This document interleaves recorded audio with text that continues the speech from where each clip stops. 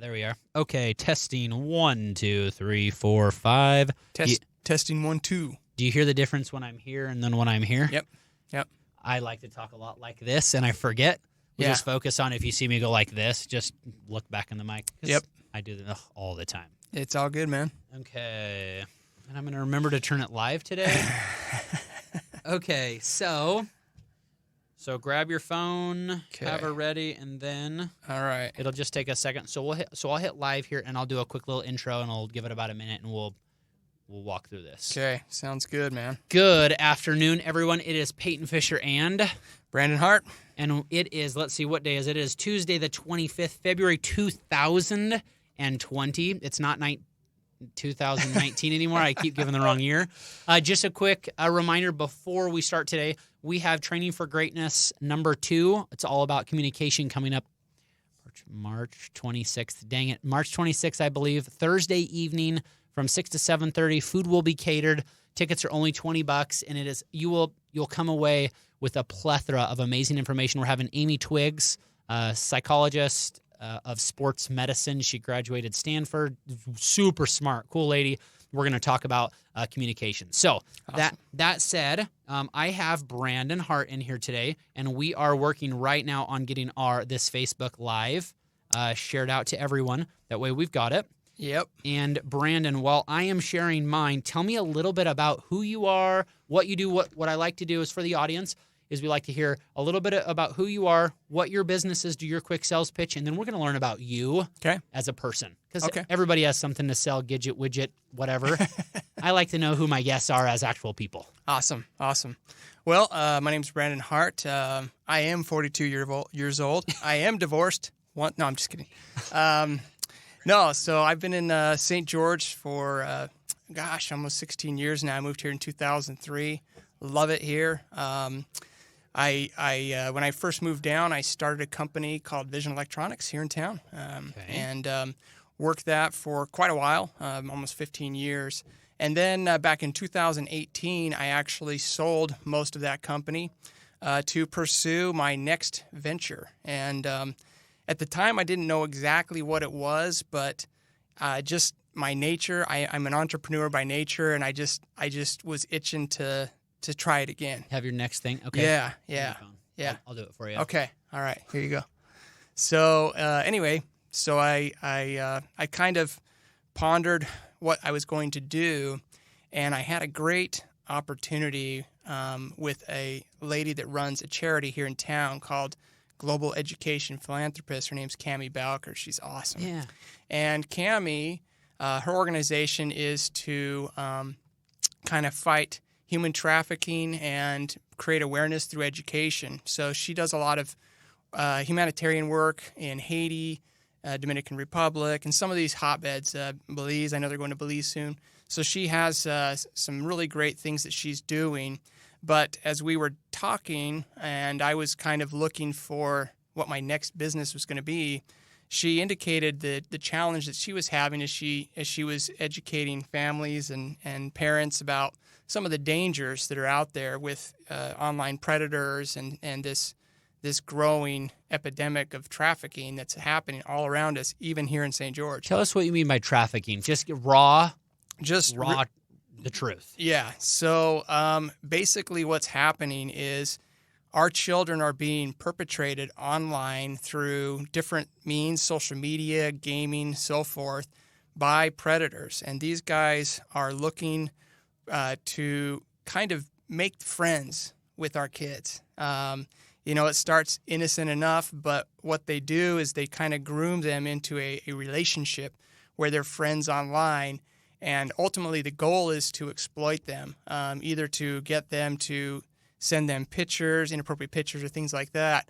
And then once that child has engaged in that to that level, then they really kind of turn it on that kid. And so what happens is they then threaten them. They threaten to share this explicit material with their families and with their classmates. They threaten their lives and they do a lot of things in the hopes that eventually that kid will pretty much do whatever they want. And the unfortunate case is a lot of times they do, and that kid will just disappear, and they'll be trafficked, and they'll be taken somewhere. What do you mean they'll just disappear? Basically, they will be taken, and they'll be prostituted. Basically, they'll be taken somewhere to some location where they're prostituted and exploited. And what's really sad is a lot of modern day pornography that's on the internet, a lot of stuff that's really trending in the porn world is essentially exploitation of these victims. They take these people and they produce pornography, which they then put on the internet to essentially market these children, which is what they are, to men and adults. So that's how they generate interest, right? So Brandon has a company called The Cleaner Net that his phone is so clean I can't even get this to share on his phone. That's how incredible it is. And so you can just post the link a little bit later. I'll email that over to you. Okay. Fair enough. Because of what is going on, you're actually doing what you say you're doing by making your phone cleaner and harder to access those things. Probably, and I apologize. I took most social media off of my phone, so mainly because it's just a distraction more so than anything. Not that I feel endangered myself, but I am trying to combat that. So one of the things that I did is I started a company called The Cleaner Net, like you mentioned.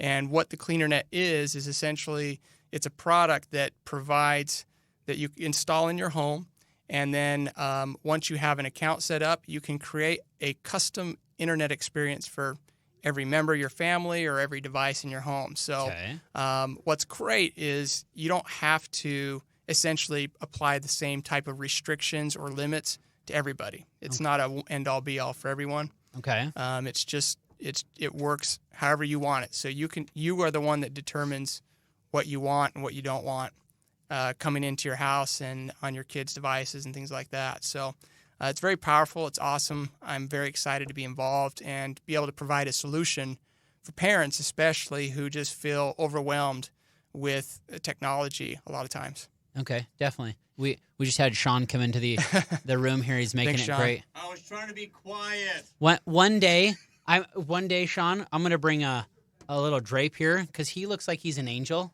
That he might get translated out. Let's see here. Oh, bounce wap wow! Hey, look at that. We're moving into the nightclub. Okay. All right. We like it. That's a little better. I mean, interesting. Okay, so you've been an entrepreneur for how long? So I've been an entrepreneur since 2004 was when I started my first company. So almost 16 years. And that was the Vision Electronics? Yeah. And what did you do in that business? So Vision Electronics, we were electronic system integrators. So what we did is we installed smart homes, lighting, theaters, sound systems and stuff, primarily in custom residential homes, new construction primarily. So we did a lot of work in the area, still do, have a great group of guys, some of the best techs in the area. So there was smart homes in 2004? Absolutely, yeah. They're a little different than the smart homes in 2020. Is that fair? Yeah, the technology, one thing I found is that, in the analog world, it was a little easier when we were just kind of taking RCAs and plugging in your right and left audio, and you had, it was a little bit easier back then. And then everything turned into a computer. So now I can't even install a TV without running some kind of a firmware update. And so half the time, our techs are just trying to update everything that they install. So that's kind of where we've become a connected world, which is also partially why what I'm selling now, what I'm doing now is so important, because we've just created all of these different channels where we can access the internet, right? And it's awesome. It's amazing that we have this ability, but it just opens up so many doors for people, and unsuspecting eyes can venture off into stuff on their gaming systems, on their smart TVs, on their tablets. Tell me what you whatever. mean by venture off. What does that mean? Pretty much just explore the everything that is the internet, right? And there's a lot of great stuff out there, but there's a lot of content, a lot of things that are on the internet that are just very addictive and very destructive to us mentally and emotionally and even physically. So I think it's interesting when you look at the statistics we're kind of in the what I like to call the great experiment of the 21st century. Smartphones haven't been around very long. The ability to stream live video like we're doing right now hasn't been available very long. Having bandwidth that's quick enough to do that. So we've all kind of been thrown into this new technological world without really knowing what the consequences might actually be. And now that we're 12 years down the road after the iPhone came out, we're starting to see right now they're starting to do studies that psychiatrists, people in medicine and stuff are starting to kind of come out and talk about what's going on with this accessibility that we have with this device that we can essentially access the World Wide Web right in our hands, in the palm of our hands. Okay. And so let's go back to entrepreneur side. So you started Vision and you had that and you kind of sold out. You still own part of that? Yeah. Yep. So you still own part of that? Yep. Okay. So you're still part of that. Still part of that, yeah. And then you started, was there another business in between? Yeah. So I got involved with a company called Networker. So I'm involved with Networker. I love Networker. If you haven't heard of Networker, or Network with an R, check it out. It's great. We've been using it at local networking groups here like Allies, which has been awesome. And that's where I actually got introduced to Brandon Knudsen, who's the founder of Networker. Mm-hmm. And I saw what he was doing. I was really excited about it. So I did take some of the money from the sale of my other company and invested in a Networker. So I'm kind of one of the angel investors in a Networker, and it's awesome. They're doing some really great things and starting to grow, really starting to take off right now. So I'm excited about that. But okay, so you've got your first company, your second Vision, company. Yep, Networker, and now it's the Cleaner Net. Okay, so have you failed yet? Have you started a company and failed? You're the only one that hasn't failed something that I've talked to so far. I've been very blessed. I look at it as really calculated risk. Okay. Right? Starting a business is extremely risky, but much less so if you can approach it with the right amount of knowledge and understanding about it, right? So when I started my first company, I had a great business partner, Aaron Meyer, who is still over at Vision, and he's awesome. And he and I started that company together, just the two of us, and we just kind of grew it organically. We just hustled, we just did our best. We really kind of limited our take home at the very beginning. We tried to reinvest a lot of our money back into the business to kind of help it grow. And over time, it just, if you do a great job and you have a product that people really desire, you can be successful, but you really have to kind of put in the extra amount of effort to do that, which I think that's what most people are unwilling to do. If you look at starting a business like a 9-to-5 job, you will fail. You have to be willing to put in extra hours, maybe work late at night, maybe, do some of the things and sacrifice other things in order to get the greater rewards in the end. So do you feel that you're a traditional entrepreneur where new business ideas are always coming to your mind, or were you able to be focused enough to say, hey, I'm starting this, everything's out, I'm focused, and I'm not doing anything else? For me, I like to kind of gather, look at what is out in the current market, try and see trends. And initially, like with Vision, I started Vision because I was passionate about it. And I think that's really, at the very ground level, is the most important thing. If you don't love it, if you're not passionate or excited about it, it's really difficult to push through the hard times to see through it to the end, So you really have to have a desire and a passion, I think, at the very base of any business that you want to start. And if that passion's there, then it's a matter of doing enough research within the market to understand, is there a demand for this? And if so, how am I going to build a business around this, whatever idea it is that you have, whatever. So from the outside, it sounds like you're an analytical entrepreneur. Yeah, I think that's a fair assessment. Yeah, for sure. I mean, nothing I do is just guess, right? I don't just guess and hope and pray that it will work out. It's very calculated and very, methodically thought through. Like, okay, if I do this, what are the consequences in either direction? If it's successful, what's going to happen? If I'm not successful, what do I have to fall back on, or do I have anything? And so you kind of have to assess the risk and just kind of push forward and follow that plan, create a plan from the get-go. So you have Vision, Networker, Yep. and then CleanerNet. Yep. So let's talk about CleanerNet a little bit. Okay. What is it? Why is it? And what's going on with it? So so essentially, like I was saying before, what the CleanerNet is, the reason I started the CleanerNet is because for me personally, I see kind of a problem of epidemic proportions that we haven't quite grasped is actually a real problem as a society. We are just now starting to see the fruit of unlimited access to the internet and smartphones is really having on us as a society. And now we have enough data to back that up. Just to give you an idea, some of the statistics, for example, is like 56% of divorces are rooted in online pornography or infidelity. So over half of people are getting divorced because of extramarital things that are happening online, for example. And that's just one example. Pornography is probably the biggest plague of our society right now, and just it's rampant, you know. There's a popular porn site that they every year they actually kind of release all the numbers that they're they're very proud of their site, and they had over 42 billion hits to their website in 1 year last year. 42 billion. So just to give you an idea, that is almost 6 visits per every person on Earth. It's a staggering number. Yeah, it's a staggering number. That's to one pornography site. That's to one website. Yeah, and you know, I mean, all this data can be found. You can research this. There's nothing secret about it. But every poll, every study that I've read shows that at least 50%, if not 60% or more, of men are using pornography on a regular basis, and about 25% of women. So that's a pretty large number. We're not talking about a small percentage of the population. We're talking about the majority, frankly.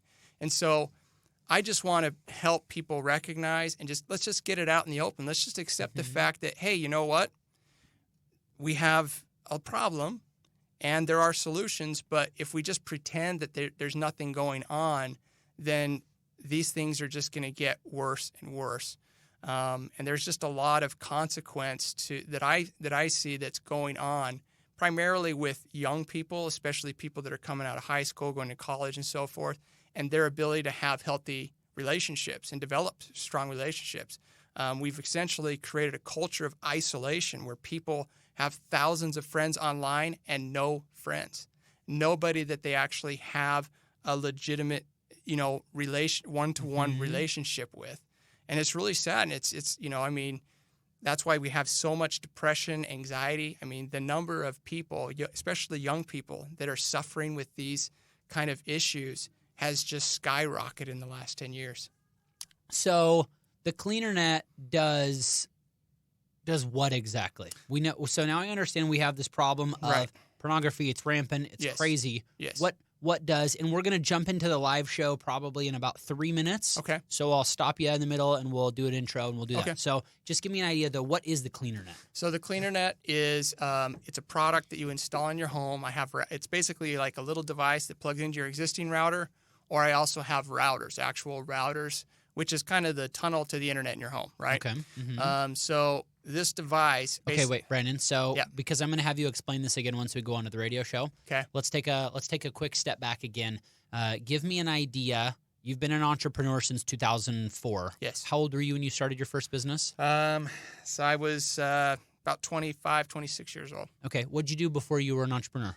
I was in college, and I think probably college for me was really where the entrepreneurial spirit occurred, because I was probably like a lot of college students where I was there, not because I was really passionate about it, but because I felt I needed to be there. Okay. You know, I was there without purpose. I didn't have a direction as far as where this was headed, other than I need to get a degree. I'm just not sure why or what I'm actually going to pursue. And it was interesting. I was working in a restaurant when I was in college, and I would look around and I'd see like our bartender had a master's degree. And we had several servers that I was working with, and they had all graduated. They had bachelor's degrees.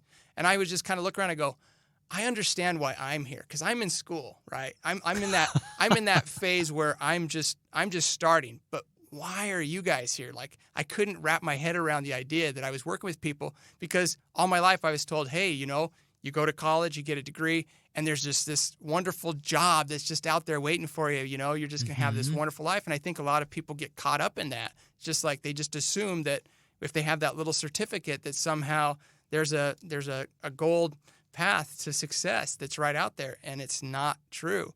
And that forced me to kind of question those ideas, and so I started studying successful people. My dad turned me on to a book called Rich Dad, Poor Dad by Robert Kiyosaki. That was probably kind of the game changer for me, that book. And once I started realizing that entrepreneurship, that success didn't necessarily equate to a college degree, but it really equated to how you manage your money, how you manage your time, and investing in business and real estate and things like that. So that was kind of that really pushed me and pushed my trajectory into more of accounting and business and understanding how to run a business, so that I could then apply the things that I learned in school to my own company. So you're going through school, your dad turns you on to a book outside of college that changes your life. Yes. So it's not and I don't ever intend to or mean to degrade or downplay traditional education. You're going through traditional education, Right. You have a book, Right. The book changes your life. Right. Do you feel like a lot of the traditional education you're able to use those skills, or was it from books and education outside of school that has helped mold you and push you into different directions? It's a combination of both, actually. I think we're going live here in just Okay. 1 second. Let's tune us in here.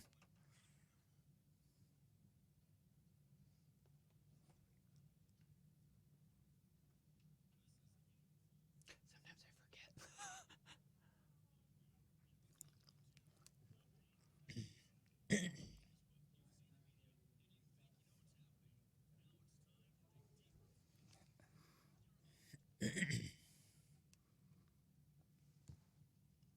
Welcome, everyone. It is Tuesday, February 25th, 2020. It's 3:05. I have Brandon Hart in here in the office, and we have been going over what he's done in his life, where he is, and where he's going. Sounds Yes. like a certain thing in church I learned one time. Remember, we have Training for Greatness number 2. It's all about communication, coming up in March 26th, Thursday evening at 6 to 7:30. We're going to be having dinner is provided. It's only $20 for a ticket. And we're going to have Amy Twiggs come in. She's a psychologist from Stanford about sports, and she is incredible. We're going to talk about communication the entire time and understanding the technology world and how second-rate we're becoming in our communication. So that aside, I've got Brandon Hart here. We've been talking about all kinds of great things. So I had Brandon wait. If you guys have been watching on the Facebook Live, and you still are, hey, if you're joining us live on the radio, if you want to hear about Brandon's story, where he's been at and what he's doing, please feel free to jump back on the Facebook Live and watch all of that. So for right now, give me a 2-minute summary of what we've been talking about, how long you've been in St. George, what you did college, entrepreneur, where you're at right now. Perfect. Yeah. So I went to school up in Salt Lake, went to LDS Business College, actually. Moved down here in 2003. So I've been here long enough that I would like to say that I'm resident now, although I think most of us are transports, right? Let's be honest. I started a company in 2004 called Vision Electronics. Still involved with that, kind of in a more passive role. Turned that over in 2018.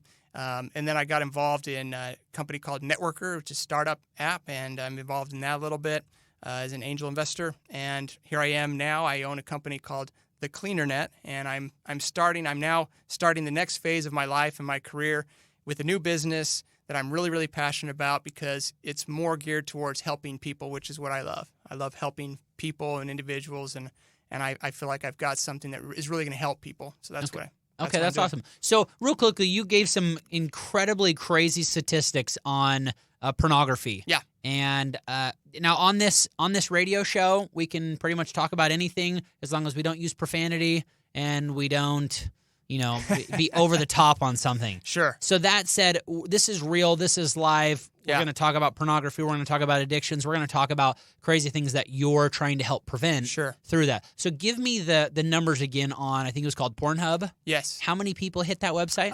So Pornhub released every year they release a report, and it kind of shows how many different people are viewing their websites, which videos get the most hits and things like that. Last year, 2019, they had 42 billion visits to their website. So just to give you an idea, that is almost 6 visits per person in the world. So if you took the population of the world, every single person went to Pornhub 6 times. That's how many times people interact with that website, which is just a mind-boggling number if you think about it. That's insane. Okay, so most of society, pornography is not bad. So Right. you're having a rough time in your relationship, Yes. go watch some porn. Absolutely, Take yes. care of it, Yeah. whatever. You just tell us, though, what studies, what's going on with that? Why is that so bad? So this is what's interesting is that, like I was saying earlier, we haven't had access, like the kind of access to this type of content before. We really are kind of in an experimental phase right now. And it wasn't until 2007 that we even had a smartphone, a handheld device that gives us access to the internet, right? So now we have enough data to really kind of demonstrate what this unobscured access, this unlimited access to pornography right in the palm of our hand is doing to us as a society and the world, frankly. So just to give you an idea, 56% of divorces are rooted in online pornography or online relationships. So 56%, over half of divorces now, can be traced back to infidelity that occurs online, either with a person or with pornography.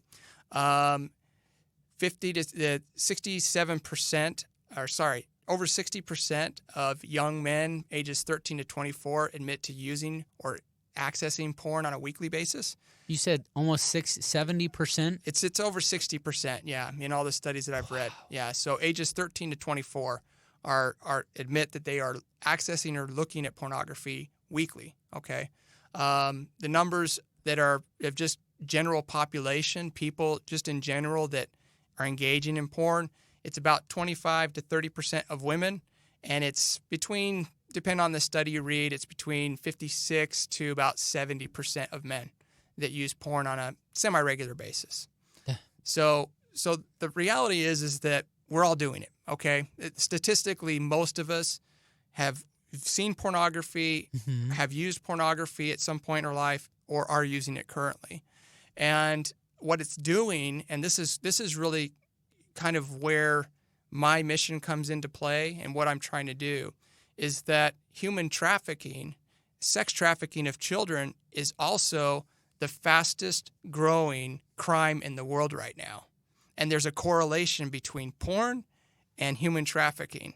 And sex trafficking is at the end of a long-term addiction to hardcore pornography. That's really where this is all rooted in. So what's happening is people are innocently engaging in using porn, many of whom become compulsive and addicted to it.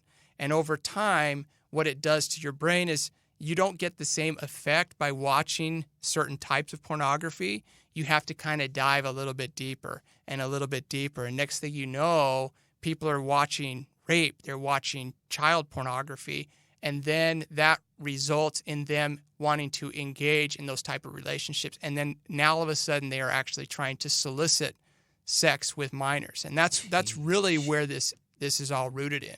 So what I'm trying to do is, you've got great organizations like Operation Underground Railroad is probably the most popular one, Global Education Philanthropists here locally, and others that are combating the human trafficking element of this. And what I'm trying to do is I'm trying to combat it on the front end. I'm trying to keep those addictions and kind of harbor that exposure to some of this content from our families, from our kids, and from ourselves, frankly, So tell us how the cleaner net, I love how you said you're trying to get it on the front end. I think so many times in life we focus on, hey, let's fix this problem rather than fix the what's going on over here. Right. And I say this with all the politeness, let's fix obesity. Well, why don't we fix what we're putting in our mouth?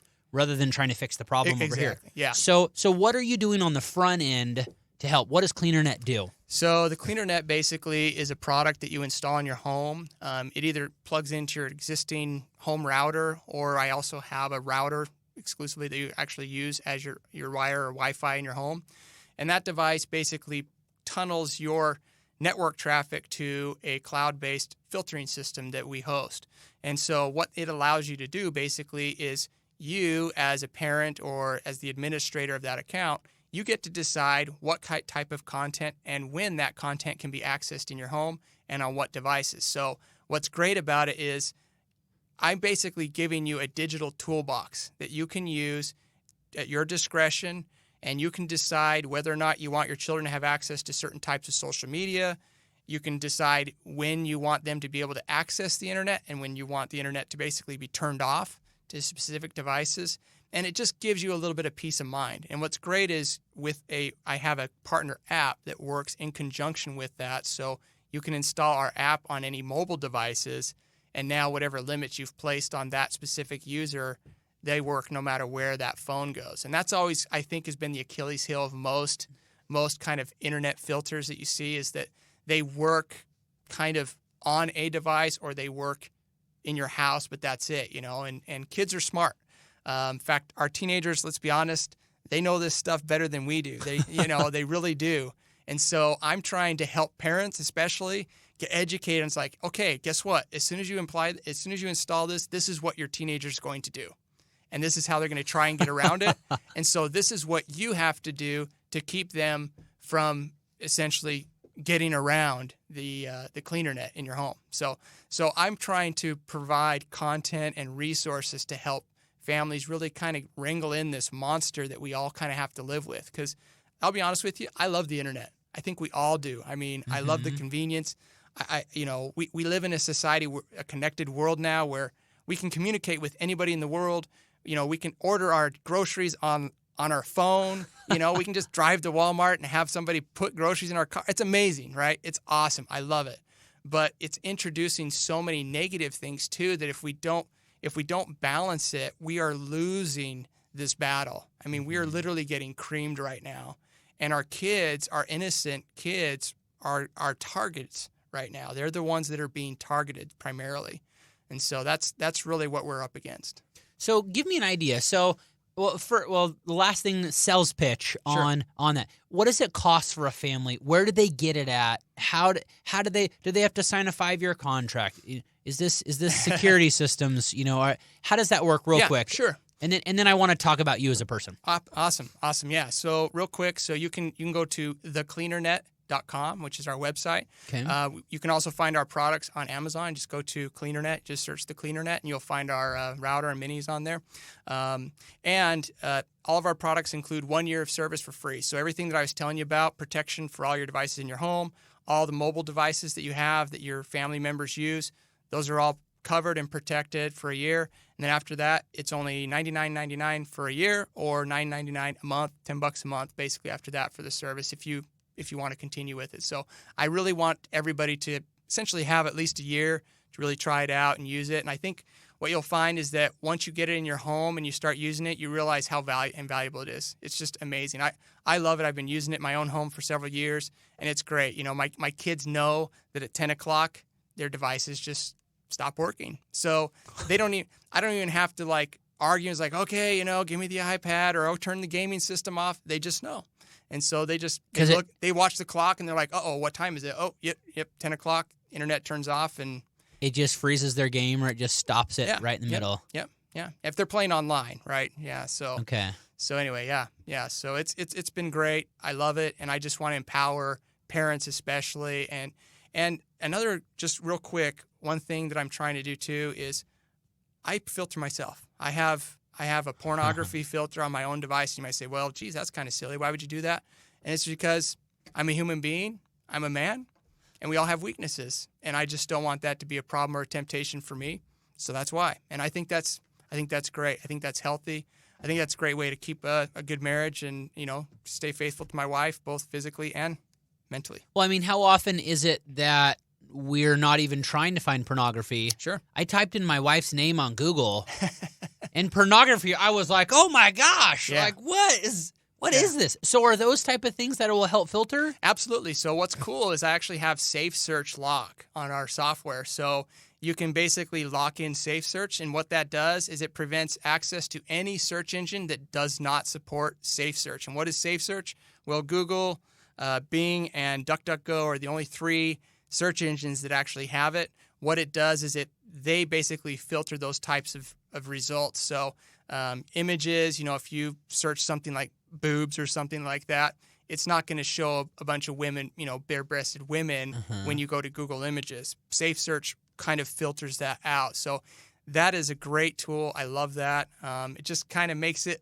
a little bit better for your family. I mean, I just turn on everything in my house because I have no reason for that very reason. Like I have no reason to search something innocuous and have some picture like that show up. And if you're researching breast cancer, okay, that's one thing. You're going to see pictures of breasts, but it's for a different reason. Sure. And you can alter that and change that accordingly. Yeah. Okay. Yeah. So let's take a step back. Okay. So you've got these 3 businesses. You're an entrepreneur. You're making things happen. Tell me what you do outside of work. Well, first, how many hours a week do you work?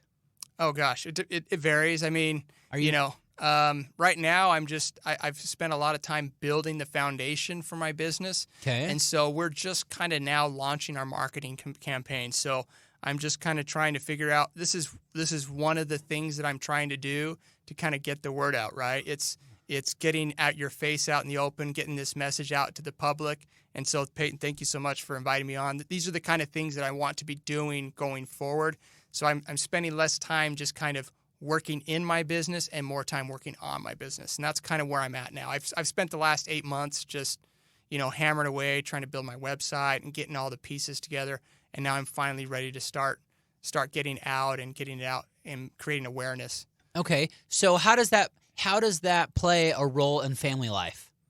I think it's what's been great is that I'm able to work from home. So just with this particular business, unlike my last business where I kind of need to be there and we have a showroom and everything, that's one thing that I've really enjoyed is I've been able to spend actually more time at home. In fact, my wife and I, we just had a baby 3 weeks ago. Congratulations. And so, today I got through all my emails. I had a couple of hours where I was freed up, and I took my son over to the Children's Museum for a couple of hours today. And it was great. I love it, And so I think that's critical. It's important not to get so entrenched into what you're doing that it takes precedence over the things that are most important in your life. And for me, my family always comes first. So, if that's, I think, is good advice for anybody that's looking at going to business is don't make that mistake. That is one thing I look back with a little bit of regret is when I started my first company back when I was in my mid-20s is I was spending a lot of time and I was justifying working on Saturdays and on the weekends and working late nights because, hey, we need to get it done. We need to make sure that our clients were satisfied. And that took me away from some of those early experiences with some of they're my older children now, but when they were younger, I feel like I lost some great opportunities that I should have placed more precedence on that at the time, right? So if you're looking back at yourself and you have the education that you have now, yeah, if you could put yourself back in that situation, what would you do differently?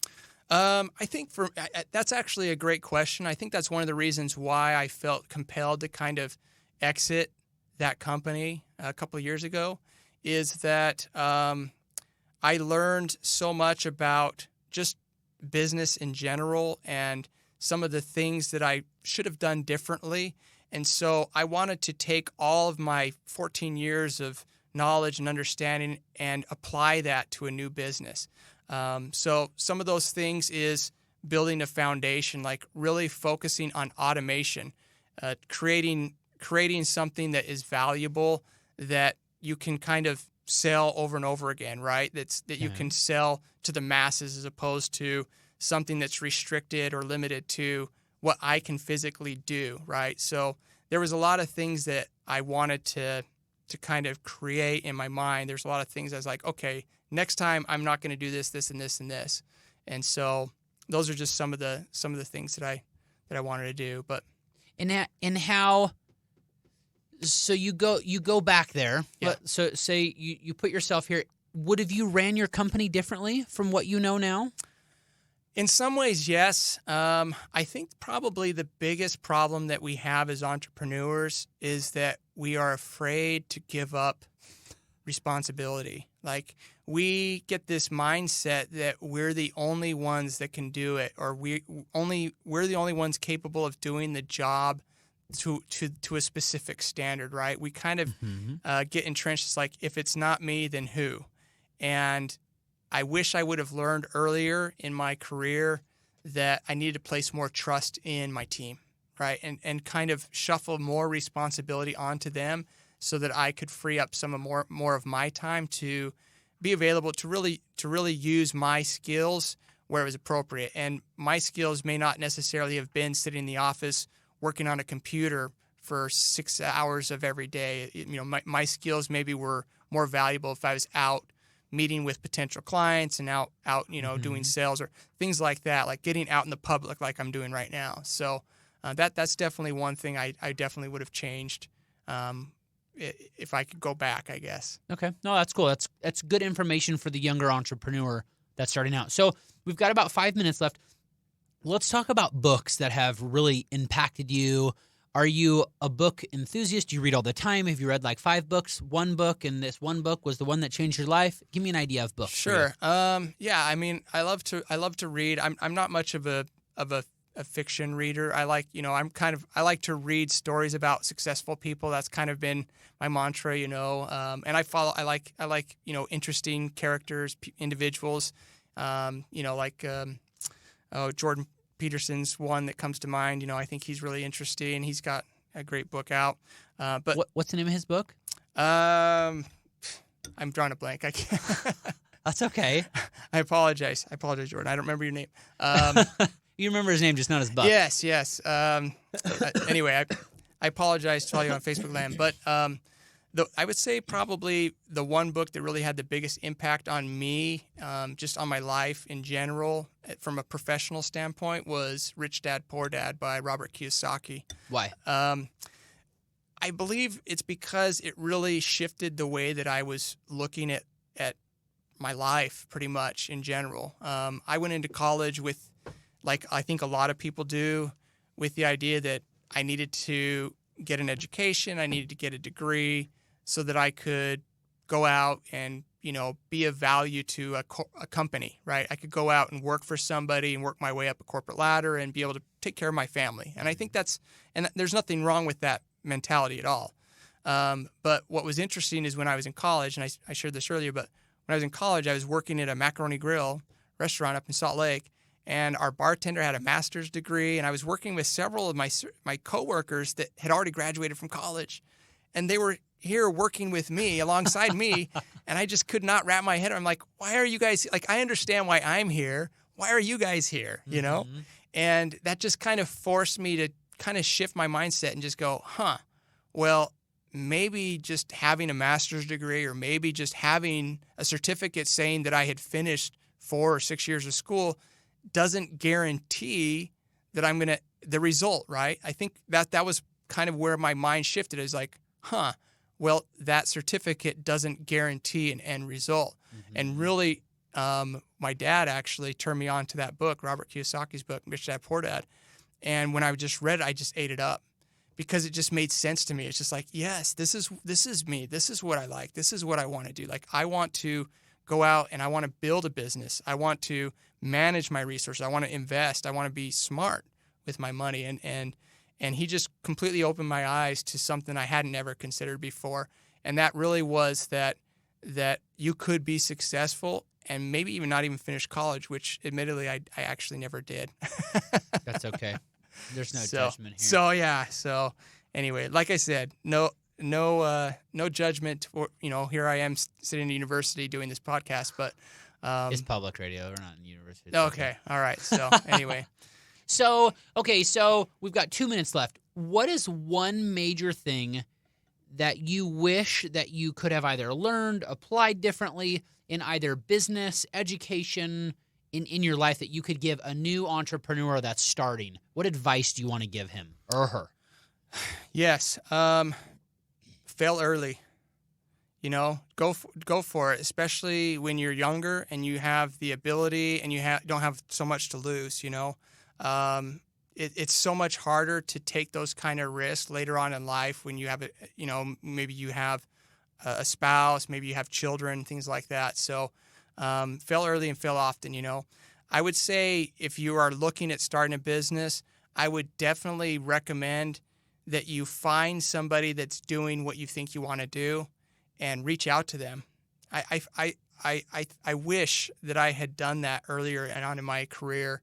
And that's what I always encourage people that are going into college and stuff. It's like, hey, if you think you know what you want to do, find somebody that's successful at it and go and reach out to them.